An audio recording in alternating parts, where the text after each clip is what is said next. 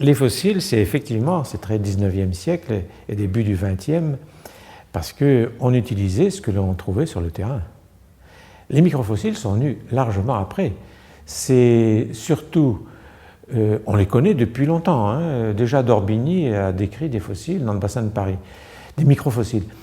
Mais leur utilisation industrielle, je dirais, c'est-à-dire l'economic geology des Américains, ça a commencé surtout un peu avant la Deuxième Guerre mondiale, dans les années 1930-40.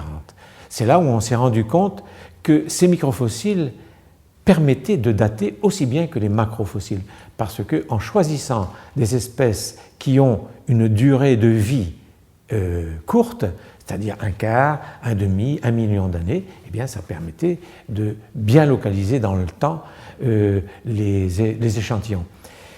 Alors, c'est 19e siècle, d'autant que depuis, je dirais, depuis les années 1970, il y a eu quand même de très grandes révolutions dans les sciences de la Terre. La première, c'est la tectonique des plaques, hein, que les continents sont mobiles sur les fonds marins, etc.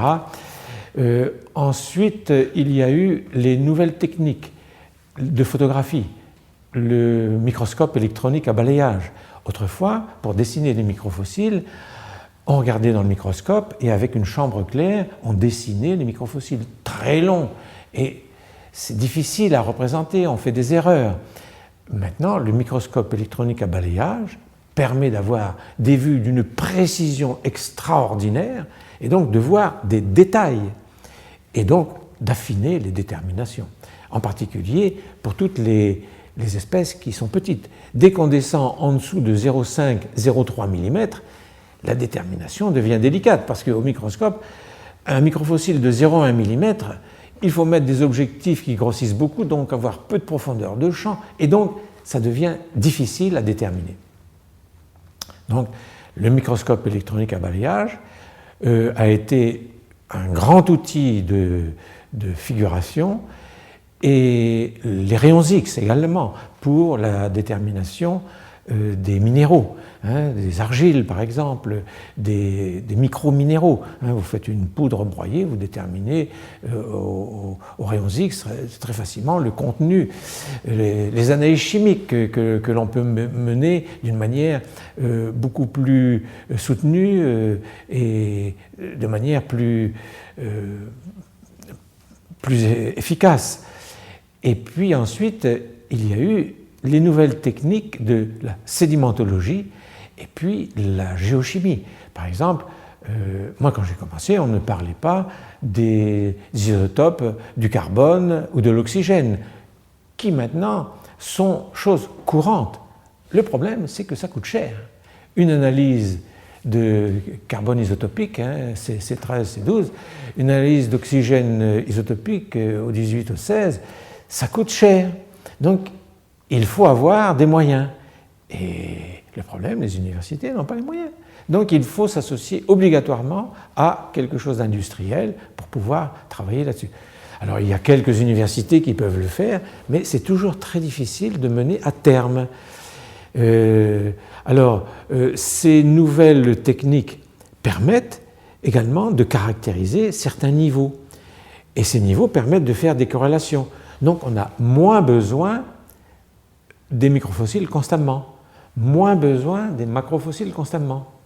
Mais quand on commence une étude, on ne peut pas faire autrement que de commencer par les macrofossiles et les microfossiles.